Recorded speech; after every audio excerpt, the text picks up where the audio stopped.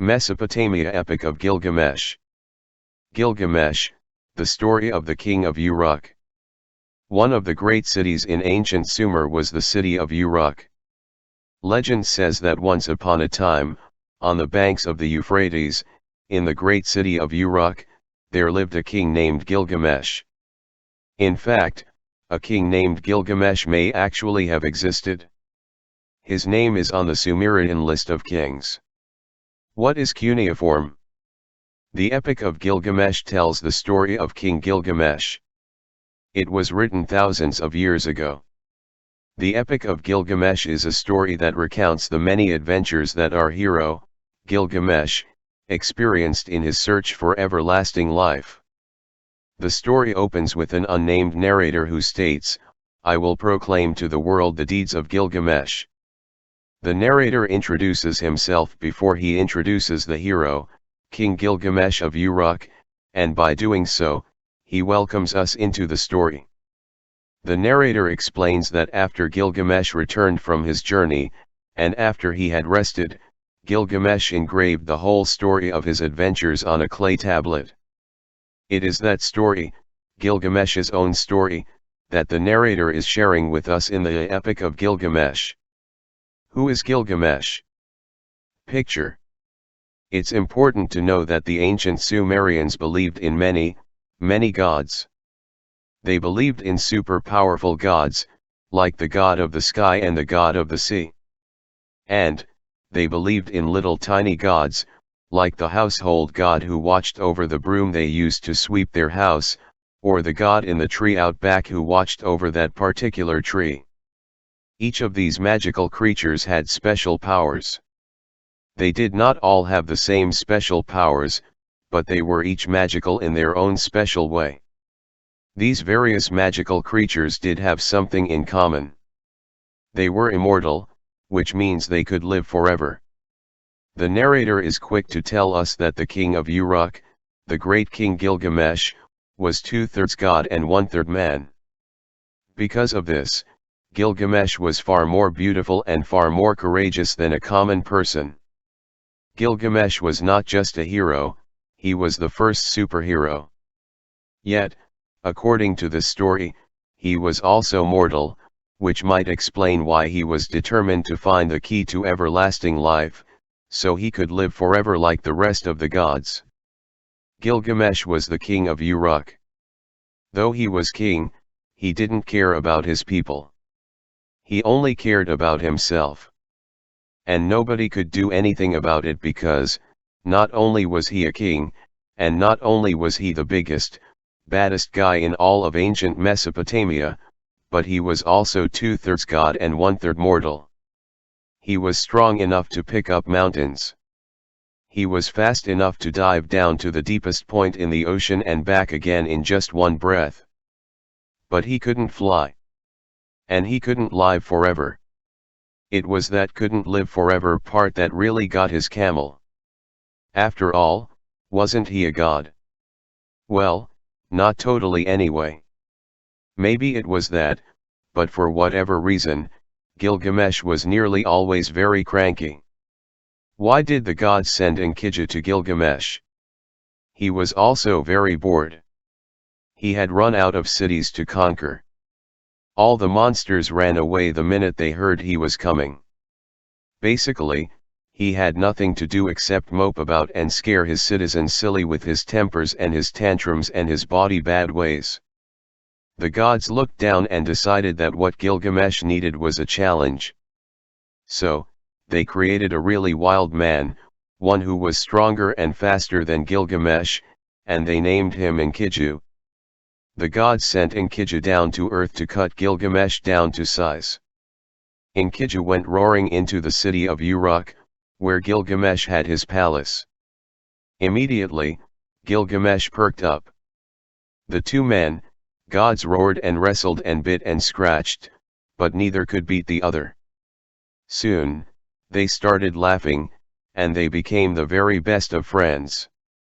Since there was nothing much to do around town, the citizens of Uruk were most relieved when they heard that the two men gods had gone off to the forbidden cedar forest, looking for monsters to battle. This was very good news, everyone agreed. The forest was forbidden because it was guarded by the evil demon Humbaba. The most evil thing he did was to make fun of people, which hurt people's feelings. Gilgamesh and Enkidu tried to hide when they spotted Humbaba, but his teasing made them so mad that they came out of hiding and ran full tilt into him. Surprised by the attack, Humbaba fell over.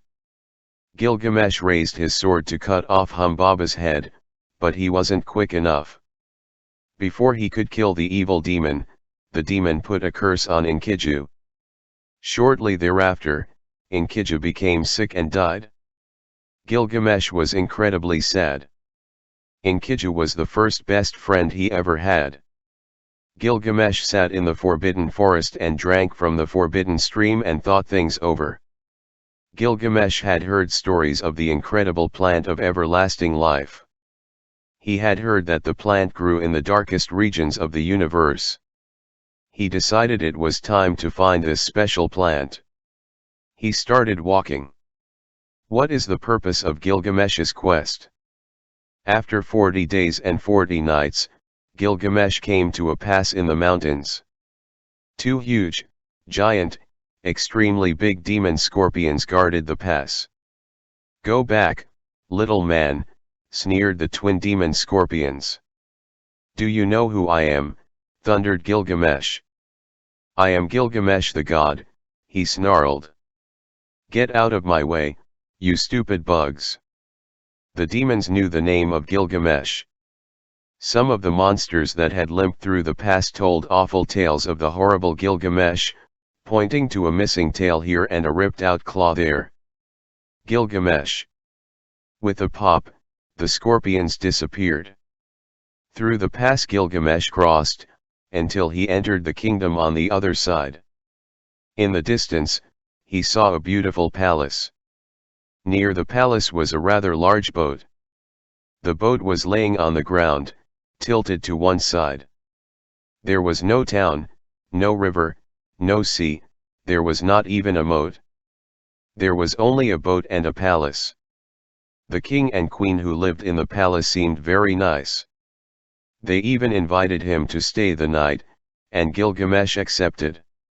Having assumed Gilgamesh was out and about, visiting lands near his own kingdom of Uruk, over dinner, the queen asked Gilgamesh if he was having a nice trip.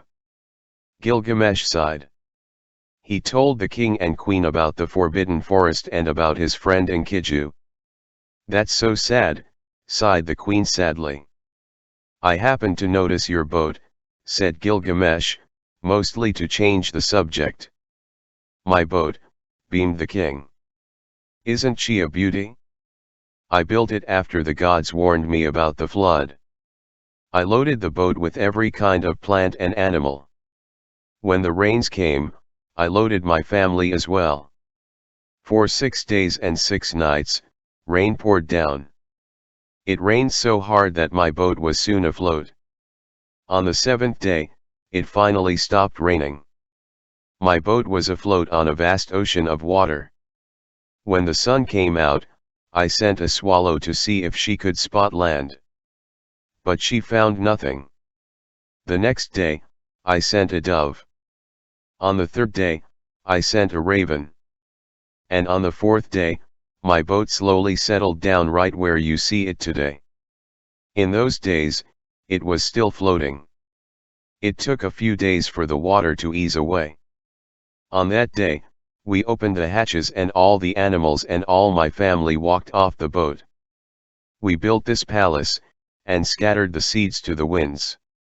And that's how the world began for the second time. We did it, my queen and I." Gilgamesh shook his head in wonder. The king's accomplishments made his own seem very small and unimportant. It occurred to him that if anyone knew where the plant of eternal life might be found, this would be the person to ask. The king hesitated. He did know, but did he wish to tell this brash young man? This would take thought. Gilgamesh thanked his hosts for a most delicious dinner and took himself to bed. He was so tired after his long walk that he slept for 6 nights. While he slept, the queen convinced her husband to tell Gilgamesh the secret of everlasting life. "He seems like a good boy," said the queen. "And he just lost his best friend. And he's traveled so far. And he did listen to your boat story without interrupting once." "That's true," nodded the king. "That was very polite of him. And that just goes to show that good manners really do pay off." When Gilgamesh finally awoke from his nap, and after a huge delicious breakfast of mounds and mounds of pancakes, the king told Gilgamesh how to find the plant of everlasting life. "You have to dive into the deepest part of the ocean," the king said. "Then, you have to defeat the giant octopus and cut one branch only from the tree of life." Gilgamesh was excited. He could do that. He could dive to the deepest part of the ocean on one breath. In fact, he knew right where the giant octopus hung out. He usually avoided that part of the ocean. He liked to battle monsters, but he needed air to do it well. Gilgamesh set off that very day, back towards home and the ocean. Once there, he grabbed some heavy rocks and dove to the bottom of the sea. Gilgamesh quickly hit the octopus with the rocks he carried. While the octopus was stunned, Gilgamesh quickly broke off one branch from the tree of life, and shot towards the surface of the sea. With the plant secure, he swam to shore. He was going to eat his plant right away. Then he thought he might hurry into town, waving his prize. Then he decided what he really wanted to do was throw a huge party, apologize to the town for his hideous behavior in the past, promise to change, and then eat the tree of life and live forever. Happily, he curled up, hugging his branch, and fell asleep. While he was sleeping, the gods sent a snake to steal the branch. Only true gods could live forever. Gods that were only two-thirds gods simply did not qualify. The snake quietly crawled up to Gilgamesh and, then, ate the plant. That was not what the snake was supposed to do. In anger, the gods punished the snake by making it crawl on its belly forever. As for Gilgamesh, when he woke up and found the plant gone, he wasn't worried. He knew he could dive down and get another branch whenever he wanted. He headed for town, wanting only a warm bath and a great dinner. Gilgamesh lived a full rich life. He became a model king. All his people loved him. But he never seemed to find time to dive back down and get another branch from the plant of everlasting life. Why was that, I wonder?